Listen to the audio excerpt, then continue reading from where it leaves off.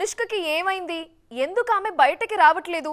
ప్రమోషన్స్కి రావట్లేదంటే okay, చివరికి బాహుబలి 10 ఏళ్ల వేడుకని కూడా ఎందుకు స్కిప్ చేశారు? అసలు స్వీటీకి ఏమైంది? కొత్త సినిమాలు ఒప్పుకోవట్లేదు, ఒప్పుకున్న సినిమాలు పూర్తి కావట్లేదు. అసలు ఏంటి మ్యాటర్?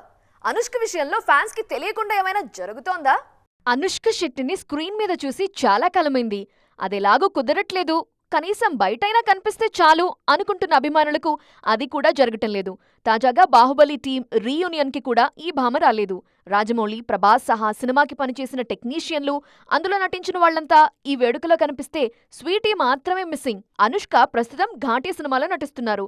ఈ చిత్రం కూడా మొన్న జూలై 11న విడుదల కావాల్సిన అనివార్య కారణాలతో వాయిదా పడింది. నెక్స్ట్ డేట్ ఎప్పుడో కూడా చెప్పట్లేదు మేకర్స్.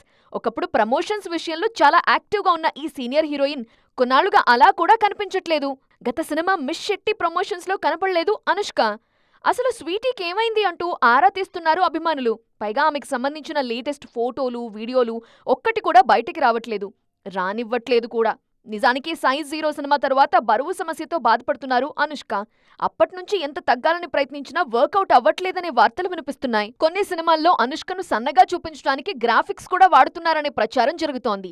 మరి ఈ కారణంతోనే ఈమె బయటికి రావట్లేదా, లేదంటే ఇంకా ఏదైనా కారణాలున్నాయా అనేది సస్పెన్స్. రీజన్ ఏదైనా ఒకప్పుడు ఫ్యాన్స్ కు తరచూ దర్శనమిచ్చే అనుష్క కొన్నేళ్లుగా అజ్ఞాతంలోకి వెళ్లిపోయారనేది వాస్తవం. మాట తప్పేదేలే, వెనక్కి తగ్గేదేలే అంటున్నారు దర్శకుడు శంకర్. నేనొక్కసారి కమిట్ అయితే నా మాట నేనే విన్ను అంటున్నారేనా? అనుకున్నాను, అది అవ్వాల్సిందే. 6-100 అనుకున్న పని చేసి చూపిస్తా అంటూ మరోసారి కన్ఫర్మ్ చేశారు శంకర్. తన డ్రీమ్ ప్రాజెక్టు విషయంలో చాలా క్లారిటీతో ఉన్నారు ఈ దర్శకుడు. మరి అది సాధ్యమవుతుందా? దర్శకుడు శంకర్ కెరీర్ పరిస్థితి ఇప్పుడెలా ఉందో చెప్పక్కర్లేదు. ఇండియన్ 2తోనే సగం ఇమేజ్ పోతే గేమ్ చేంజర్తో అది సంపూర్ణమైంది. భారీ అంచనాలు పక్కన పెడితే భారీగా ఖర్చు చేయించి నిర్మాతలను నిండా ముంచేశారు ఈ దర్శకుడు. అందుకే ఇప్పుడు శంకర్తో సినిమా అంటే 1కి 2 సార్లు ఆలోచిస్తున్నారు నిర్మాతలు. గేమ్ చేంజర్ తర్వాత నెక్స్ట్ సినిమాపై క్లారిటీ ఇవ్వని శంకర్ తాజాగా ఆ పని కూడా పూర్తి చేశారు. ముందు నుండి చెప్తున్నట్లుగానే తన తరువాతి సినిమా వేల్పరి పుస్తకం ఆధారంగా ఉండబోతోందని కన్ఫర్మ్ చేశారు శంకర్. తాజాగా ఈ బుక్ లాంచ్ కార్యక్రమానికి రజనీకాంత్ సహా చాలా మంది తమిళ సినీ ప్రముఖులు హాజరయ్యారు. ప్రముఖ రచయిత వెంకటేశన్ రాసిన వీరయుగ నాయకన్ వేల్పరి అనే పుస్తకం ఆధారంగా ఈ సినిమా రూపొందించాలని చూస్తున్నారు శంకర్. ఈ సినిమాను 3 భాగాలుగా తెరకెక్కించాలని చూస్తున్నారు. దీనికోసం 1000 కోట్లకు పైగా బడ్జెట్ అవుతుందని చెప్తున్నారు. అంతా బానే ఉన్నా ఇప్పుడు అన్ని కోట్లు పెట్టే నిర్మాత ఎక్కడున్నారు? గేమ్ ఆఫ్ థ్రోన్స్, అవతార్ లాంటి హాలీవుడ్ ప్రాజెక్ట్స్ లో చూసిన ఎన్నో టెక్నికల్ విషయాల్ని వేల్పరితో ఇండియన్ సినిమాకి పరిచయం చేయాలని ఉందంటున్నారు శంకర్. కరోనా టైం నుంచే ఈ కథపై వర్క్ చేస్తున్నట్లు చెప్పారు ఈ దర్శకుడు. మొత్తానికి నెక్స్ట్ ప్రాజెక్ట్ వేల్పరి అని ఫిక్స్ అయ్యారు శంకర్. దాన్ని ముందుకు తీసుకెళ్లే నిర్మాతే కావాలిప్పుడు. ఏ హీరోకైనా సొంత ఇండస్ట్రీలో మార్కెట్ ఎక్కువగా ఉంటుంది, కానీ ఇక్కడ మాత్రం కాస్త డిఫరెంట్. పుట్టి పెరిగిన చోటు కాకుండా తెలుగులో రఫ్ఫాడేస్తున్నారు దుల్కర్ సల్మాన్.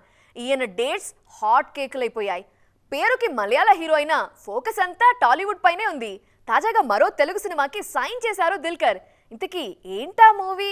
మహానటి, సీతారామం, లక్కీ భాస్కర్ సినిమాలతో తెలుగులో హ్యాట్రిక్ కొట్టారు దుల్కర్ సల్మాన్. ఈ 3 సినిమాల తరువాత దుల్కర్ రేంజ్ అమాంతం పెరిగింది. ప్రస్తుతం ఈయనతో సినిమాలు చేయడానికి మన నిర్మాతలు పోటీ పడుతున్నారు. ఒక్క ముక్కలో చెప్పాలంటే మలయాళం సినిమాలకు బై బై చెప్పేసి తెలుగులో సెటిల్ అయ్యేలా ఉన్నారీనా. ఒకప్పుడు ఏడాదికి 3-4 సినిమాలు చేసిన దుల్కర్ సల్మాన్ ఇప్పుడు జోరు తగ్గించారు. పైగా ఈయన ఫోకస్ అంతా తెలుగు ఇండస్ట్రీపైనే ఉంది. ప్రస్తుతం రానా నిర్మాతగా కాంతా సినిమా చేస్తున్నారు. సెల్వమణి సెల్వరాజ్ దీనికి దర్శకుడు. ఇది సెట్స్ పై ఉండగానే వైజయంతి, గీతా ఆర్ట్స్ సంయుక్తంగా నిర్మిస్తున్న ఆకాశంలో ఒక తారకు కమిట్ అయ్యారు. సేనాపతి, దయా లాంటి ఓటీటీ కంటెంట్తో ఆకట్టుకున్న పవన్ సాధినిని ఆకాశంలో ఒక తార సినిమాని తెరకెక్కిస్తున్నారు. తాజాగా ఎస్ఎల్వి సినిమాస్ బ్యానర్లో రవి అనే కొత్త దర్శకుడితో ఓ సినిమా చేయటానికి ఓకే చెప్పారు. ఈ సినిమాలో పూజా హెగ్డే హీరోయిన్ గా నటించబోతున్నారు. మొత్తానికి సొంత ఇండస్ట్రీ కంటే తెలుగుకే ఎక్కువ ప్రాముఖ్యత ఇస్తున్నారు దుల్కర్. ఇండస్ట్రీతో సంబంధం లేకుండా సీక్వెల్స్ కి ఎప్పుడూ సూపర్ క్రేజ్ ఉంటుంది. వాటికుండే మార్కెట్ క్యాష్ చేసుకోవడానికి నిర్మాతలు కూడా ఎప్పుడూ సిద్ధంగా ఉంటారు. అలానే బాలీవుడ్లోనూ ఇప్పుడు వారం గ్యాప్లోనే 2 క్రేజీ సీక్వెల్స్ వస్తున్నాయి. ముందు సినిమాలకు వచ్చిన క్రేజ్ క్యాష్ చేసుకోవాలనుకుంటున్నారు. మరి ఏంటా సీక్వెల్స్? మర్యాద రామన్న కమర్షియల్ సినిమాలు, విజువల్ వండర్స్తో నిండిపోయిన రాజమౌళి కెరీర్లో డిఫరెంట్ ప్రయత్నం ఈ సినిమా. సునీల్ లాంటి కమీడియన్ని హీరోగా పెట్టి 2010లోనే 25 కోట్లకు పైగా షేర్ వసూలు చేశారు జక్కన్న. ఈ చిత్రాన్నే హిందీలో సన్ ఆఫ్ సర్దార్గా రీమేక్ చేశారు అజయ్ దేవ్గన్. ఇప్పుడు దీనికి సీక్వెల్ కూడా వచ్చేస్తోంది. 2012లో విడుదలైన సన్ ఆఫ్ సర్దార్ మంచి విజయమే సాధించింది. దీనికి సీక్వెల్ గా ఇప్పుడు సన్ ఆఫ్ సర్దార్ 2 వస్తుంది. జూలై 25న విడుదల కానుంది ఈ మూవీ. పంజాబీ కుటుంబం నుండి తప్పించుకొని స్కాట్లాండ్లో సెటిల్ అయిన హీరో అక్కడ మరో కుటుంబం చేతిలో దొరికిపోతాడు. ఆ తర్వాత ఏం జరిగింది అనేది సన్ ఆఫ్ సర్దార్ 2 కథ. మృణాల్ ఠాకూర్ ఇందులో హీరోయిన్. ధడక్ 2 కూడా ఆగస్టు 1న విడుదల కానుంది. 2018లో వచ్చిన ధడక్ సీక్వెల్ ఇది. ఈసారి సిద్ధాంత్ చతుర్వేది, తృప్తి దిమ్రి జంటగా నటిస్తున్నారు. ఇందులోనూ క్యాస్ట్ టాపిక్ తీసుకున్నారు మేకర్స్. అగ్రకులం అమ్మాయిని ఓ చిన్న కులం వాడు ప్రేమిస్తే ఏం జరుగుతుందనే నేపథ్యంలోనే ధడక్ 2 వస్తోంది. సాజియా ఇక్బాల్ దీనికి దర్శకుడు. వారం గ్యాప్లోనే ఈ 2 సీక్వెల్స్ విడుదల కానున్నాయి. టాలీవుడ్ అంటే నేషనల్ అనుకుంటేవా, ఇంటర్నేషనల్. మన దర్శకులు హీరోల తీరు చూస్తుంటే ఇదే అనిపిస్తోంది. ఇన్నాళ్ళు బాలీవుడ్ యాక్టర్స్ మన సినిమాలో ఉంటేనే అమ్మో హిందీ నటుల్ని తీసుకొస్తున్నారంటే తెలుసా అనేవాళ్ళు. కానీ మనోళ్ళ ఆలోచనలన్నీ హాలీవుడ్డే. రాబోయే పాన్ ఇండియన్ సినిమాల్లో హాలీవుడ్ యాక్టర్సే ఎక్కువగా కనిపిస్తున్నారు. టాలీవుడ్ రేంజ్ మారిపోతోందబ్బా. మనోళ్లంతా ఇప్పుడు హాలీవుడ్ నటుల కోసం వేట సాగిస్తున్నారు. ఆ మధ్య RRR కోసం హాలీవుడ్ నుంచి 2 నటులను తీసుకొచ్చారు రాజమౌళి. తాజాగా ఓజీ కోసం థాయ్, జపనీస్ నటులను తీసుకొస్తున్నారు సుజిత్. ఇందులో విలన్లుగా థాయ్ నటుడు వితాయా పన్స్రింగరం, జపనీస్ నటుడు కాజుకి కితామురా నటిస్తున్నారు. తాజాగా ఓజీ షూటింగ్ కంప్లీట్ అయింది. ఈ సినిమాను సెప్టెంబర్ 25న విడుదల చేయబోతున్నారు. ముంబై బేస్డ్ మాఫియా డ్రామా ఇది. కథ ప్రకారం ఇందులో థాయ్, జపనీస్ నటులను తీసుకొచ్చారు సుజిత్. ప్రభాస్ స్పిరిట్ కోసం ప్రముఖ సౌత్ కొరియన్ యాక్టర్ డాన్ లీని తీసుకున్నారు దర్శకుడు సందీప్ వంగ. స్క్రిప్ట్ కూడా అయిపోయిందని చెప్పారు సందీప్. కొరియన్ సినిమాలతో పాటు హాలీవుడ్ లోనూ యాక్షన్ హీరోగా డాన్ లీకి పేరుంది. ఈయన గాని ప్రభాస్ సినిమాలో పడితే ఆ రేంజ్ మామూలుగా ఉండదు.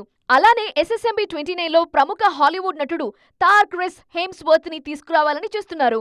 అలానే ఈ సినిమా కోసం మొత్తం హాలీవుడ్ టీం పనిచేస్తున్నారు. అట్లీ అల్లు అర్జున్ సినిమాలో విలన్ గా హాలీవుడ్ నటుడు విల్ స్మిత్ ని సంప్రదిస్తున్నారు అనే వార్తలు వినిపిస్తున్నాయి. ఈ సినిమాని 600 కోట్లతో సన్ పిక్చర్స్ నిర్మిస్తోంది.